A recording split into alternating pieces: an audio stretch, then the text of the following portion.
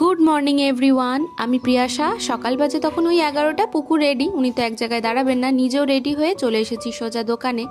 আর দোকানে এসে এত গরম লাগছিল না, বাড়িতে ঠান্ডা ঠান্ডা, 2টো নাগাদ চলে এসেছি বাড়ি। আর দোকানে না এত প্রচণ্ড ধুলো যে নিজের চুলগুলো তো একেই গোনা যাচ্ছে, এরপরে মনে হচ্ছে টাক বেরিয়ে যাবে।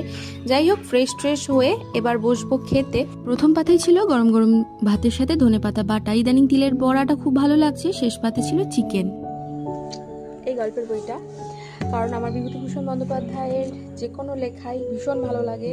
তার কারণ হচ্ছে আমাদের স্থানীয় অঞ্চলেরই মানুষ উনি, আর যেহেতু আমাদের গ্রাম বিষয়ে অনেক রকম কথা থাকে, সেই জন্য না ভীষণ রিলেট করতে পারি। আজ কোন গল্পটি পড়বো ভাবছিলাম, শেষে কুয়াশার রংটি ঠিক করলাম। ওনার লেখনী যে ভাষায়, সেটাও আমার অত্যন্ত প্রিয়। সূর্যি মামা চললো বাড়ি, কিন্তু পুকু এখনো আসেনি, তাই অপেক্ষা। আমার গাছে ফুল ফুটতে শুরু করেছে। আজকের মতো টাটা।